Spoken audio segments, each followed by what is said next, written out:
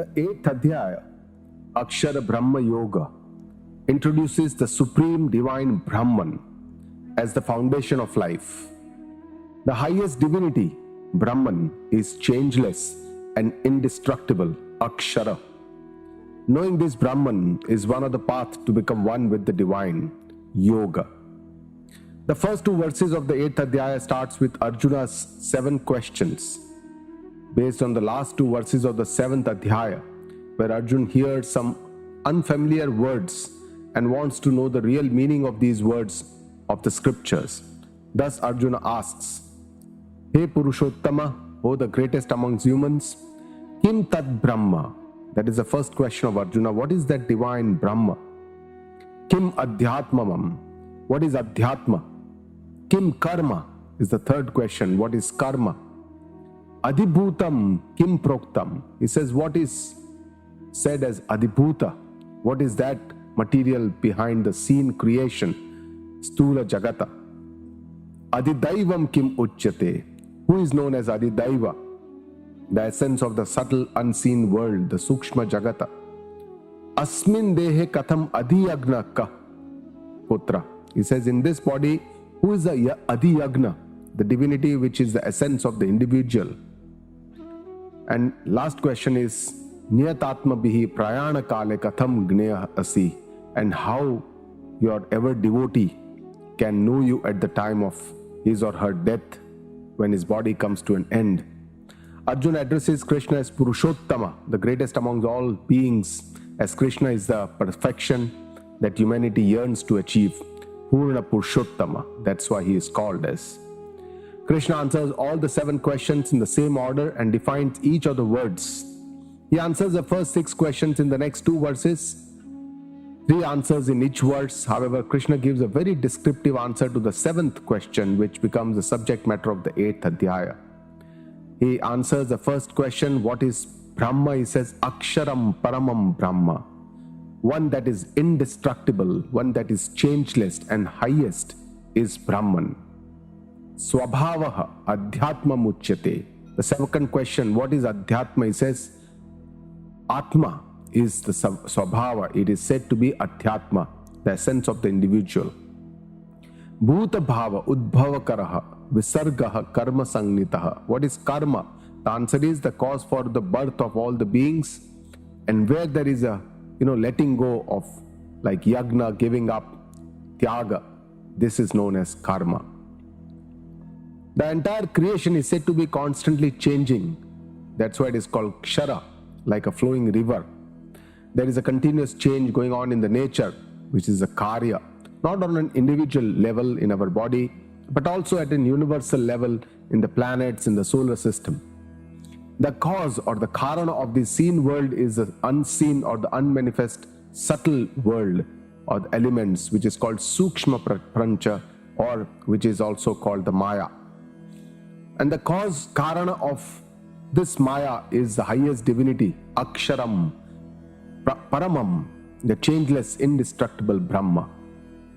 So Brahma is the foundation, Adhisthana of the creation. The entire creation comes from Brahman, Utpatti, and at the dissolution it merges with the same Brahma Laya, and even during its existence, Sthiti, the creation gets all its energies and power, Satta, from Brahman, which is the sole source of all the unlimited energy. Unlike the creation where there is a birth and end, Brahma, the eternal divinity, is unborn, changeless and immortal. Unlike the creation which has a name and a form, Brahma is nameless, formless, nirakara and attributeless, without any guna, nirguna, by its very nature. Brahma is independent for its existence on the creation, while creation is completely dependent on the Brahma for its existence. Brahma is all-pervading supreme divinity, is not limited by space, time and objects. Brahma is a true consciousness, Chaitanya, and is all-pervading, unlimited and eternal. The answer to the second question, what is spirituality, Adhyatma, is the same all-pervading consciousness or Chaitanya Brahma, which manifests in an individual as a perceived individual consciousness, which is also known as Atma or Pratyagatma, is in each being, is called Adhyatma. It is like a part of the whole. This in spirituality, Adhyatma, and to know this reality is a true spiritual knowledge, the Adhyatma Jnana. The perception of this universal consciousness in an individual Atma is the essence of finding our own spirituality or self-knowledge, Atma Jnana. And the energy of the Satta of the Atman is the same as that of Brahman, as the same eternal consciousness, Chaitanya, is the essence of both Atma and Brahma. So both are essentially the same. It is only from the perspective of an individual or from a perspective of universality we give names of Atma and Brahma. The answer to the third question, what is karma? It is the cause of birth of all the beings. Bhagavan says it is bhuta bhava udbhava karaha. We all perform our karmas during human birth, and these karmas are noted in our account as either virtues, punya, which elevate us, or vices, non-elevating karma or papa karma. According to the final balance, we get an appropriate birth. And this system, which is created by the divine, the observer of all actions, the karmadhyaksha, is a very fair system. Another meaning of karma is to learn to give, as in a yagna, visargaha, karma sangnitaha. Human beings have a tendency to possess and hoard more than what is necessary for his or her own self or family. Learning to do our actions appropriately by the attitude of karma yoga means to do them with an attitude of yagna, to let go or to learn to give for the betterment of many. The next verse describes the answers to questions 4 to 6. What is Adibhuta was the fourth question. The answer is Adibhutam Kshara Pavaha. All that is destructible, all that is changing is Adibhuta. The seen world, the Stula Jagata, is always changing. The fifth question was, what is Adidaivam? Purushaha Adidaivam. Krishna answers, he says, the first human, the Adidaiva, Brahmaji, the creator, or Hiranyagarbha is the Adipati or the king of all the Devas. And Adiyagna Aham Eva Atra Dehe. Bhagavan says, I am the Adiyagna residing in the body as the inner divinity, as the Antaryami, or as the inner voice. The answer to the seventh question is very descriptive and consists of the rest of the 8th Adhyaya. Bhagavan says, Antakale cha mameva eva smaran uktva kalevaram. At the time of death, one who remembers me alone while living this body, yah prayati samadbhavam yati, and goes on an onward journey will attain me only, and there is no doubt about it. So this appears to be a very easy way to attain the divine. Bhagavan says, if you utter my name at the time of your passing over, you will achieve me. An ordinary person will feel that all his life he can live materially, and then at the fag end of the life will just remember Ishvara and will get the freedom or attain the divinity. Krishna describes in the next verse, it is not that easy. And we wonder, how is it possible that I can remember Ishvara at the time of my death? Bhagavan says, Yam yam vyapi smaran bhavam tyajatyanti kalevaram. He says, whatever you remember while living this body, tam tameveti sadatad bhava bhavitaha. They only attain whatever we have done all our life, yearned all our life, that only we'll be able to remember when we leave this body. So Krishna says, whatever we do all our life, the same we will remain at the time of death, or we'll remember at the time of death, and this will determine our onward journey. Thus, if we want to remember God at the time of death, we need to devote to the Almighty all the time of our life. Only then we shall be able to possibly remember Him at the painful time of death. And this is because the human mind and intellect are very subtle and fragile, on which the impressions or the sanskara form very easily in life. Whatever thoughts we have during life, at the end of the life, the same thoughts will continue. If someone has lived a material life, they will have similar thoughts at the time of death. If someone has lived a spiritual life of a devotee all their life, at the time of death, they will remember only the divine. Those thoughts at the time of death determine the onward journey. One may fear, what if at the end of the life I am not able to remember God? What is the solution? Bhagavan says, Tasmat sarveshu kaleshu. Therefore, at all times, he says, do 3 things. Arjuna, ma manusmara. Remember me all the time. And Arjuna must be thinking, how is it possible? I have so much work to do. Bhagavan says, Chayudhya. And also do your battle. Battle here, because Arjuna's duty here in the battlefield is to go to war. And that's why Bhagavan tells us that we should do our prescribed duties and remember Him. And third thing he says is, Mayyar pitamano buddhihi. Surrender to me with your mind and your intellect to perform all your karma with understanding, with karma yoga bhavana. and to surrender all the results of actions, karma phalatyaga.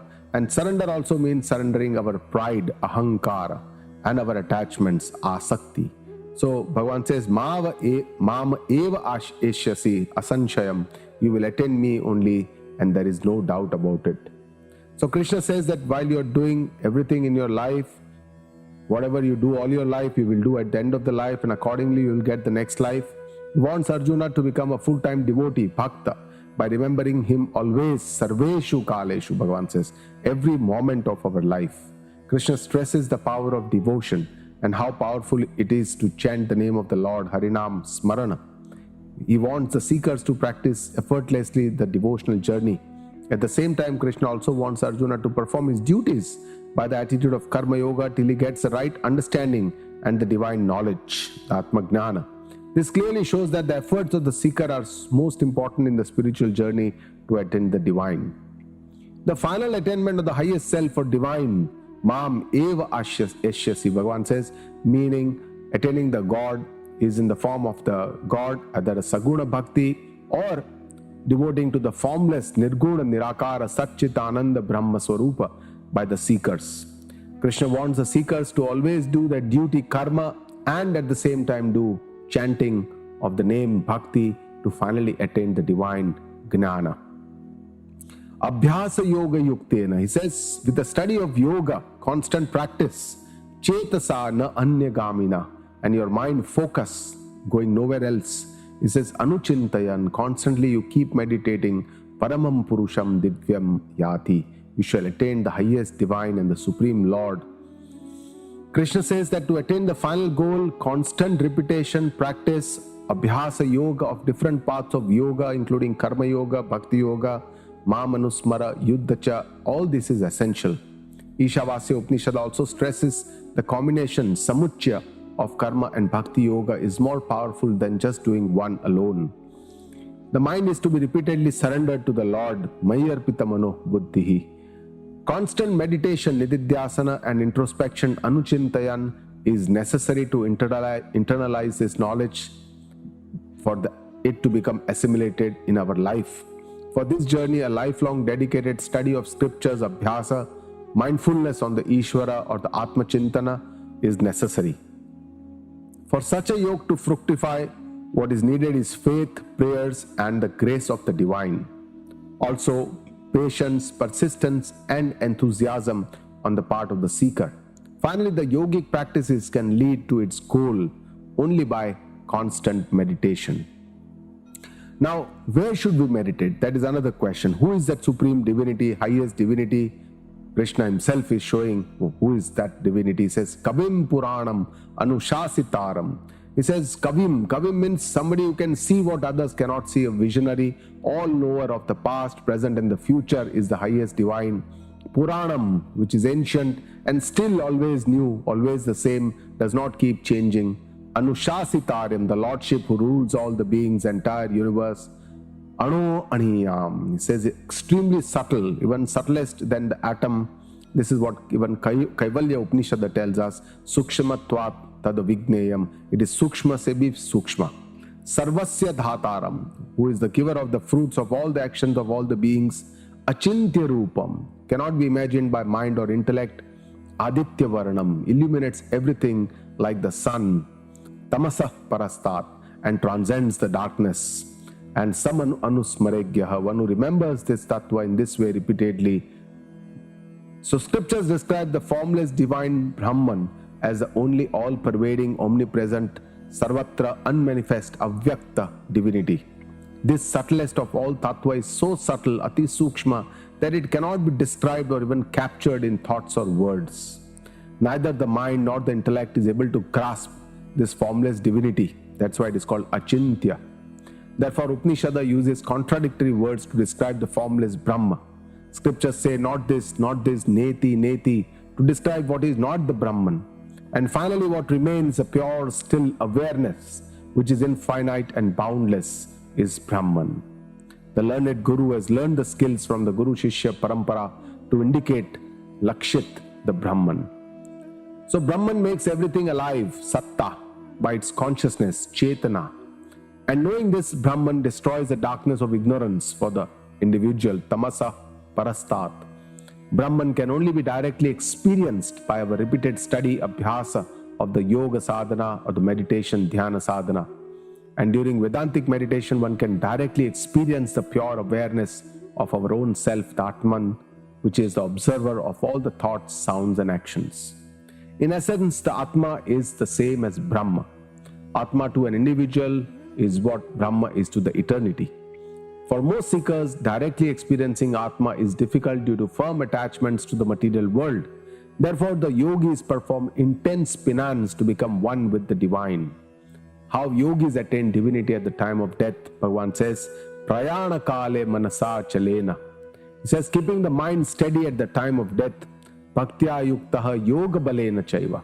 With the devotion, with the strength of the yogic practices, bhruvor madhye pranama aveshya samyaka. By steadying the life force in the center of the forehead, satam param purusham upaiti divyam. Those yogis attain the highest divinity, the Supreme Lord. The final goal of the yogis who perform these intense yogic practices is to become one with the divine. This self-realization brings instant liberation from the baggage of the world, mukti, complete inner freedom from all the material attachments, moksha. There are different types of freedom, mukti, described in scriptures. The one that is immediate by self-knowledge, atmagnan, is called sadhya mukti. The other is called the stepwise freedom, the krama mukti, where the yogi, by devotional practices like bhakti, upasana, attains the devaloka or the brahmaloka, and then at the dissolution of the universe, the laya, srushti laya, realizes the divine knowledge, atmajnana, and then becomes free, moksha. The divinity is one, but there are many paths to attain the divine.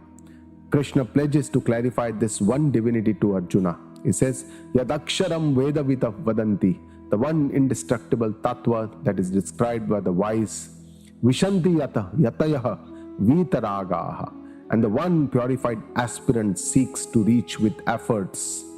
Yadichanta Brahmacharyam Charanti, and the one which seekers desire to attain by rituals and the study. Tatte Padam Sangrahena Pravakshe, I shall tell you about the divine position in brief, that highest position. Krishna describes the one divine which can be attained by different seekers as per their inclination and the path they choose. The thinkers, rationalists and the logical people, the jignasu, choose the path of knowledge, the gnana yoga. While the people who are attached to actions, the karmi, choose the path of actions, karma yoga. Whereas the devotees and the yogis, they choose the path of penance, upasana, to attain the divine bhakti yoga.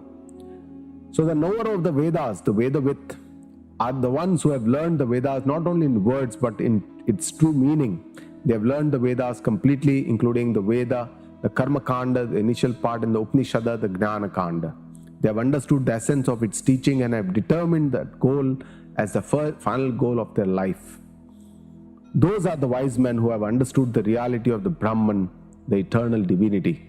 How would it be possible for an ordinary person to attain this formless divine Brahma?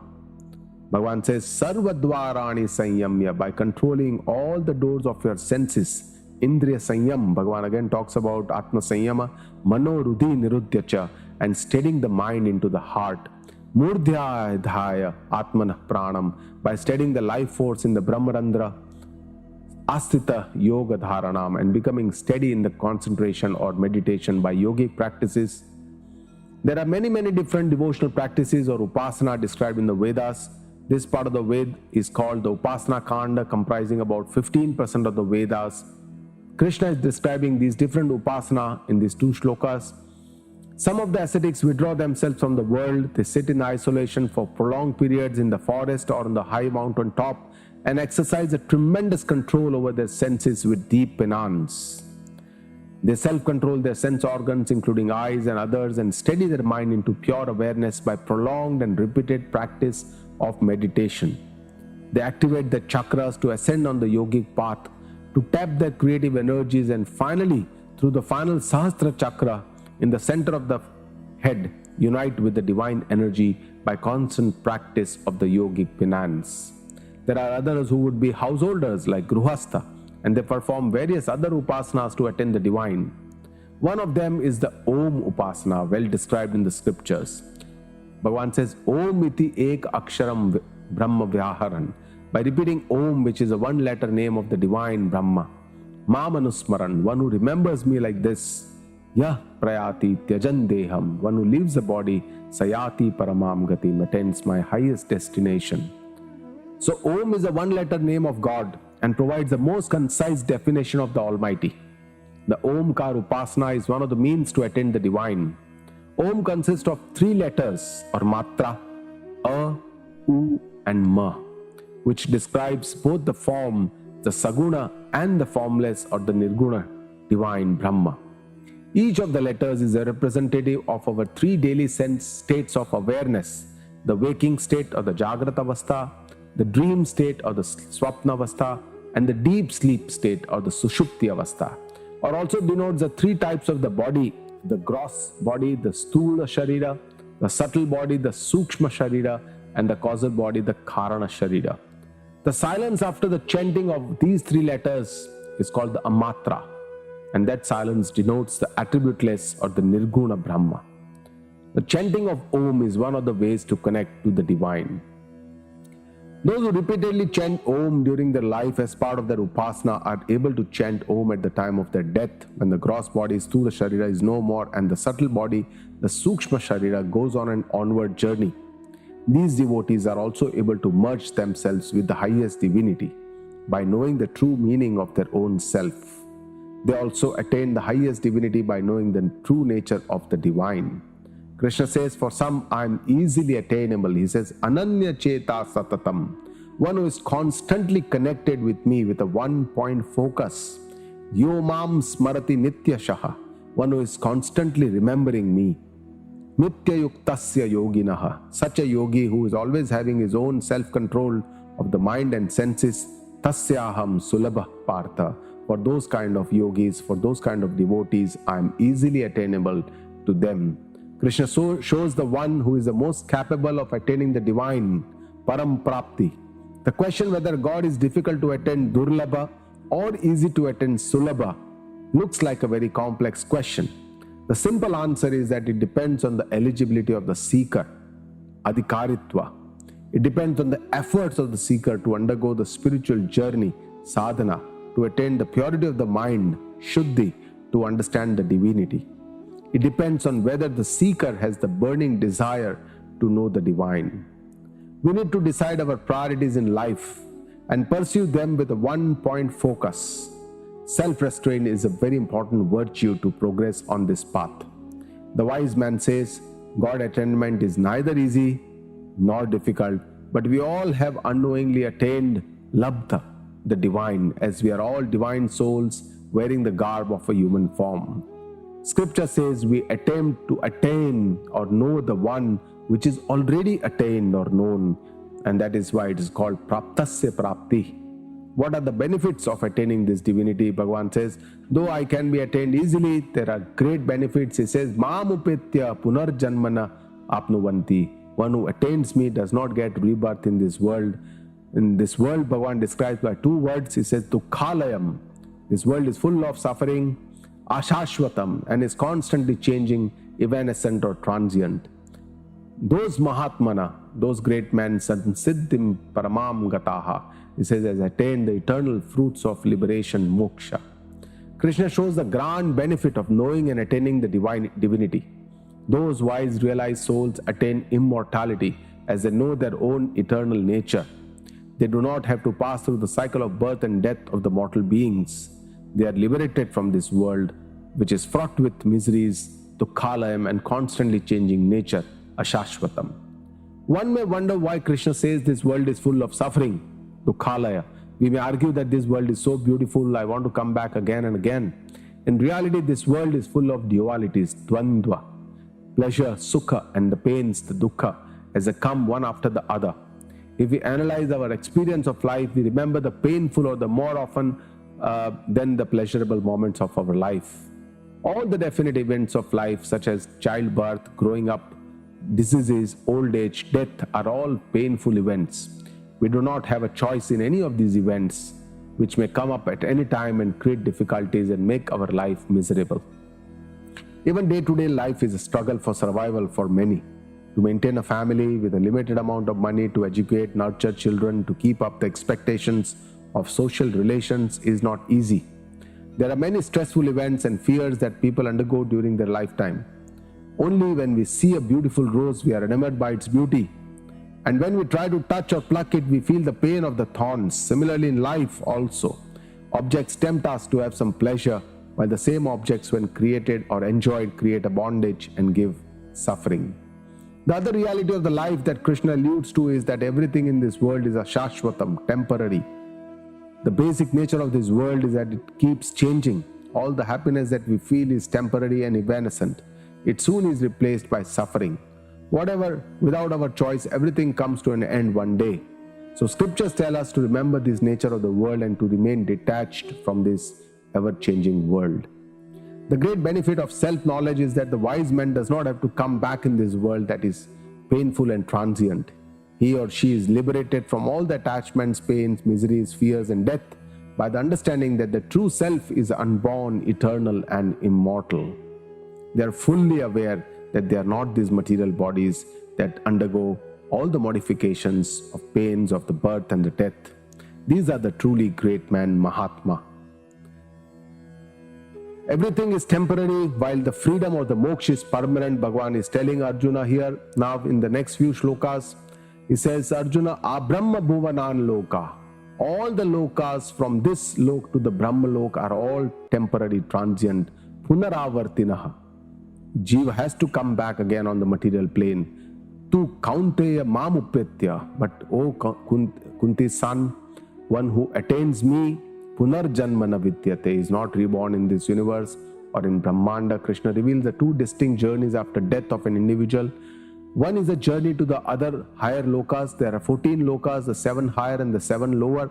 According to scriptures, the journey of the jiva to each of these lok is determined by their karma in the human birth. Krishna says that after journey to any of these 14 loks, jiva has to come back to this earth, the Manushya loka. However, in contrast to these journeys, one who attains the highest divinity during the lifetime gets instant freedom, sadhya mukti. And even after death of their body, the jiva does not have to come back again to this material plane. This jiva is liberated from the cycle of birth and death and from this miserable dukkhalayam and ashashvatam, the transient world. Upanishad reveals that the knowing of our true self, Atma, which is the same as the all-pervading, eternal, nitya consciousness, Brahma, is the reality. That is the Satya. Whereas all the loks, including this world, is transient and not the reality. They are all mithya. This wise discrimination should be constantly done by all the seekers who wish to understand the truth. Further expanding on the time-bound, the kala parichinna nature of all the higher lokas, including Brahma Loka, Krishna describes the day and night of the Brahma Loka. He says, Sahasra Yuga Paryantam Ahat Brahmana. He says, 1,000 yugas make one day of Brahmaji. Similarly, 1,000 yugas make one night of Brahmaji. And he says, the age of the universe is 100 years of Brahmaji's life. Those yogis who know this reality, they know the essence of time. Scriptures tell us the lifespan of the universe. It is said that one yuga comprises of the 4 yugas, the Chatur Yuga, and Sata Yuga, Treta Yuga, Dwapar Yuga, and the Kali Yuga. Each of these yuga go on for 1,000 years. Krishna reveals that one day of Brahmaji, who is one of the trinity of the prime 3 forms of divine, the Brahma, Vishnu, Mahesha, is equal to 1,000 yuga. It is said that 4,20,000 years make one day of Brahmaji, and the same number of days make one night of Brahmaji. And the age of the universe is 100 years of the life of Brahmaji. So the crux of the message is that even after millions of years, finally everything comes to an end. All the loks and even the Brahma Loka comes to an end. Those yogis who have understood this essence of the reality between what is time-bound and what is eternal, they are the real yogis. He says, Vidute Chanaha, they understand the real essence of time. Next verse, Bhagavan says, Avyakta Sarva Prabhavanti. Everything becomes manifest from the unmanifest at the daytime of Brahmaji. And at night time of Brahmaji, everything becomes from manifest, it becomes unmanifest. Scriptures also describe that universe becomes alive or is created when Brahma's day begins and the universe dissolves into the Brahman as the night of Brahmaji happens. And on the universal basis, this constant change of dissolution and creation keeps happening. Srushti Pralaya. And even on an individual basis, the constant cycle of birth and death is going on for the individual jiva. So all the beings are born again and again. When the night falls, all the beings are destroyed, and at the daytime they are again reborn without the control. Avasha. There is no control of the jiva. Those who were previously are again reborn. Krishna describes this constant cycle of birth, death for the jiva without his control. This is due to the Maya and due to the past, our karma based on our past impressions or sanskara. And they accumulate our virtues, punya, and vices, papa, and based on their balance of karma, we get another birth, which is determined by our karma. The only choice Jiva has to do good karmas during his lifetime so that he can elevate his own journey or the next journey. This constant cycle can only come to an end by the Jiva knowing his or her true eternal self during the human birth. And this knowledge liberates the Jiva from his choiceless cycle. How is it possible that a cycle comes to an end? What is that eternal to know? Bhagavan says, Tasmatu avyaktat parah anya. Higher than that unmanifest, another very different, yaha sanatanaha, which is eternal, avyakta bhava, my unmanifest nature, sarveshu bhuteshu nashyatsu. Even when all the beings are described, sah na vinashyati, that divinity is not destroyed. Krishna wants us to see the other side, which is the higher than the unmanifest, which is completely different, the sukshma sharira, and the cause of it, the ignorance of the maya, avidya, all these is considered avyakta. Krishna wants us to see beyond all these unmanifest, something to the highest self, the paraha, the divinity Brahma, which is completely different. It is vilakshana, as it is without any attributes, nirguna. This highest divinity is eternal, sanatana, unchanging, nitya, and which is the foundation of all that keeps changing in this world. Answering the first question of Arjuna, what is Brahma? Krishna had said the highest unchanging divinity is Brahma. This is what is Akshara, Brahma, Paramam. And again, Krishna is clarifying the same Brahma in this 8th Adhyaya, the path of union, by knowing Brahma, the Akshara Brahma Yoga. He says, Avyaktokshara iti uktaha, that unmanifest eternal tattva is the indestructible, changeless Brahma. That same tattva is my final destination, tamhahu paramam gatim, he says, yam prapya na nivartante, by reaching which one need not come back to this earth, tadhama paramam mama, that is my eternal abode. Krishna says that one which is above all that is changing, that is unmanifest, and which is the unchanging, eternal, indestructible, is the Brahma, the highest divinity. He says to achieve this divinity, paragati, is to attain the highest divine Paramatma or Brahma, which leads to complete freedom. And this freedom, when attained during the lifetime, is called Jivan Mukti, and is possible only by knowing our true self, Atma Gnana, which gives instant benefit. The onward journey to any of the 14 lok, including Swarglok, Brahmalok, after death of the Jiv, needs to come back to the earth. This is aparagati. The highest onward journey of the Gnani who attains the eternal divinity is possible only by knowing that there is one pure consciousness, Chaitanya, which manifests as Atma as well as Brahma. This knowledge leads to liberation and moksha. And this is what is called as a paragati, where the person need not come back to earthly planes. And how can that highest divinity be attained? Bhagavan says, O Partha, that Supreme One in whom all the beings reside, in whom all this yena sarvam idam tatam, in whom all this pervades, ananya bhaktya labhyaha, can only be attained with one point, devotion. The highest supreme divinity, which is the foundation of all the beings and the final resting place, where everything pervades all the beings, objects, places, world, all the time. This divinity is beyond the confines of time, place and person. It is all pervading. And this supreme divinity, Bhagavan says, can only be attained by one point, devotion. Ananya bhaktya labhyaha. So devotion is the highest love for God, either in the form or the idol of the God, the Saguna Bhakti, or even in the formless devotion, the Nirguna Bhakti. One-pointed devotion means complete surrender with all our expectations, problems, solutions, possessions, and attachments. Devotion to a form, Bheda Bhakti, also needs to be later on transformed later to see divinity everywhere and to understand God as my true self, Abheda Bhakti. The final culmination of the devotion, bhakti, is in the divine knowledge, jnana. Finally, we need to see divinity everywhere, that it is not the instrumental cause, nimitta karan, but also the material cause of the universe, all pervading everywhere. Thus we shall be able to see in all the beings, antastani bhutani, Bhagavan says, the same divinity. Just as a pot is nothing but clay from all sides, all the beings are nothing but divinity in different forms, shapes and names. Just as the space within the pot, the ghatakash, is the same as the space outside the pot, mahakasha, the differences are perceived only due to the temporary appearance of the pot. Now Krishna describes the two parts of the onward journey of the jiva after death. He says, Yatra kale prayata. That path while leaving the body, the yogis know whether to come back or not. Oh, Bharata Shrestha, he says, I shall tell you about these two paths. He is describing the two onward journey.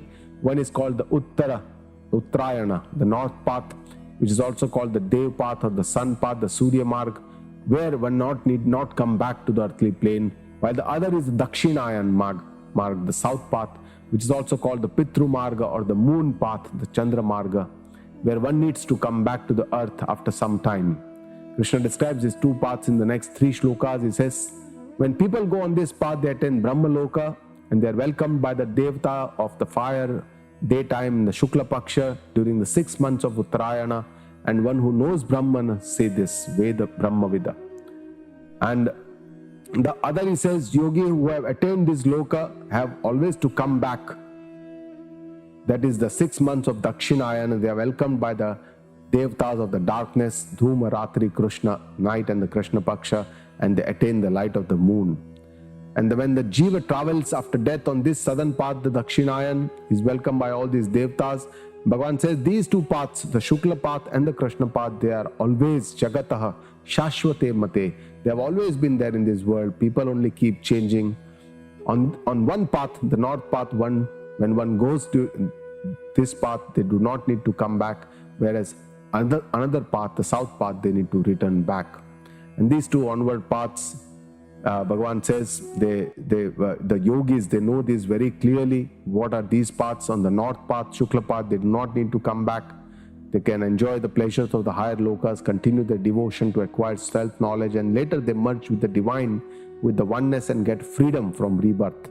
Whereas on the south path, the Krishna path, after enjoying the pleasures of the heaven and the higher loka, once all their virtues, their punya are depleted, these jiva have to come back to the earthly planes and take birth again and continue their spiritual journey. Arjuna must have thought, why do I need to know all this?